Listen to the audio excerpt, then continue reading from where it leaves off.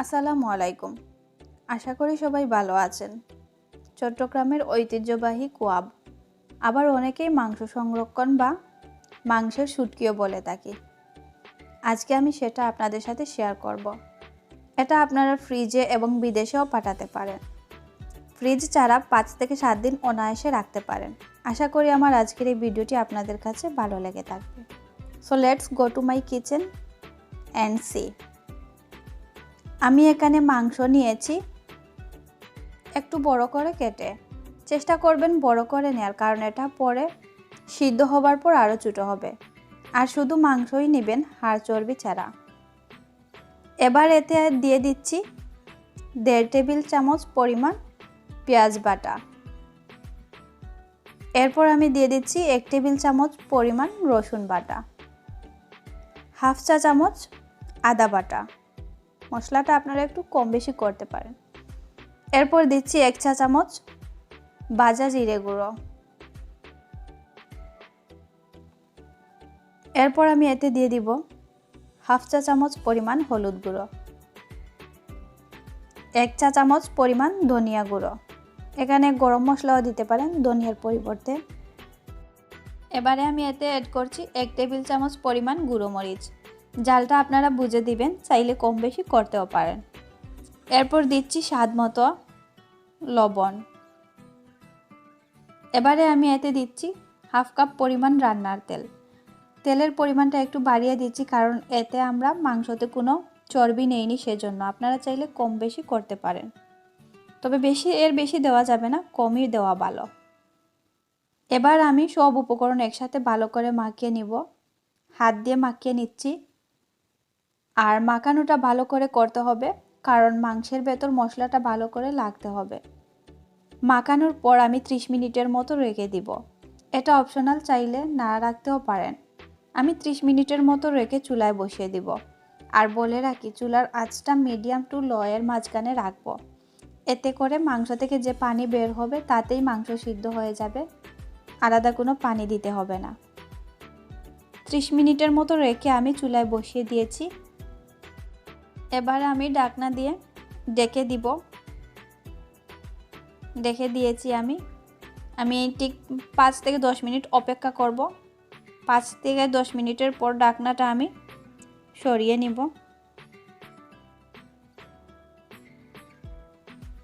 আমি এই ঢাকনাটা সরিয়ে আপনাদেরকে দেখাচ্ছি। দেখুন মাংস থেকে কতটা পানি বের হয়েছে।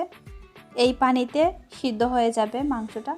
আপনাদের যদি পানি লাগে তাহলে অ্যাড করে দিবেন, তবে আমার আর পানি লাগবে না। আমার মনে হচ্ছে মাংসটা সিদ্ধ হয়ে যাবে।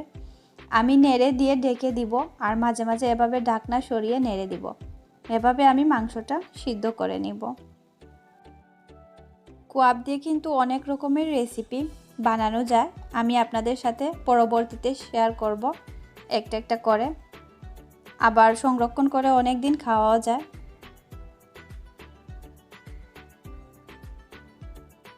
মাংসের পানি শুকিয়ে এসেছে। এবার নাড়ার মধ্যে রেখে আমি বাকি পানিটা শুকিয়ে নিব। পানিটা শুকিয়ে এসেছে। এবার আমি মাংসগুলো তুলে নিব। মশলা যেন না থাকে সেদিকে খেয়াল রাখতে হবে। আর এই মশলা দিয়ে আমি আপনাদের আরেকটি রেসিপি বানিয়ে দেখাবো। তবে অনেক রকমের রেসিপি বানানো যায় এই মশলা দিয়ে, আপনারা চিন্তা করবেন না এই মশলা নিয়ে। ফেলে দেওয়ারও কোনো দরকার নেই। আমি পরবর্তীতে আপনাদের সাথে শেয়ার করব। আমি সবগুলো তুলে নিব।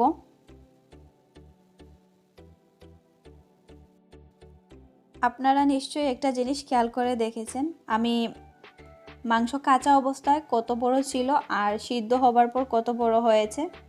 সেজন্য আপনারা মাংসের টুকরোটা একটু বুঝে দিবেন, একটু বড় দিলে ভালো হয়। এবার আমি এই মশলা যাতে পুড়ে না যায় সেজন্য এতে আমি 1/2 কাপ পানি অ্যাড করব। আমি মশলাটা একটু গুছিয়ে নিচ্ছি। আবার বেশি পানি দিতে যাবেন না, অল্প পরিমাণে পানি, যাতে মশলাটা পুড়ে না যায়। 1/2 কাপ পরিমাণ পানি আমি অ্যাড করে দিয়ে একটু নেড়ে আমি চলে যাব কোয়াব তৈরিতে। আমি এটা এক সাইডে রেখে দিব। রেখে দিয়ে আমি চলে যাচ্ছি চুলায়। আমি চুলায় আরেকটি প্যান বসিয়ে দিয়ে এতে দিয়ে দিচ্ছি ভাজার জন্য পরিমাণ মতো তেল। ভাজতে যতটা তেল লাগে ততটুকু। তেলটা গরম হয়ে গেলে আমি এবার দিয়ে দিব এতে করে একটা একটা করে মাংসগুলো। আর মাংস ভাজার সময় চুলার আঁচ মিডিয়াম লোয়ে রেখে ভালো করে মাংসটা ভেজে নিব, উল্টে পাল্টে। চুলার আঁচটা কমিয়ে রাখলে ভালো হয়, এতে করে ভেতরটাও ভাজা হবে, ভেতর থেকে কাঁচা থাকবে না, আর বাইরে থেকেও মচমচে হবে। সেজন্য চুলার আঁচটা একেবারে লোয়ে রেখেই ভাজবেন, এতে করে ভাজাটা খুব ভালো হবে। আমি উল্টে পাল্টে ভালো করে ভেজে নিচ্ছি।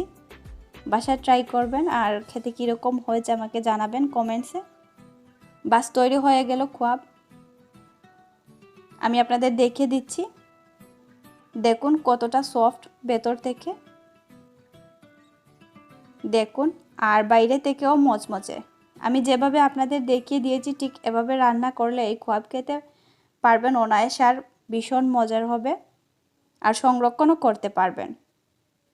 সবাই ভালো থাকবেন, সুস্থ থাকবেন, আর এতক্ষণ আমার জন্য সাথে থাকার জন্য ধন্যবাদ আপনাদেরকে। আমার জন্য দোয়া করবেন। আল্লাহ হাফেজ।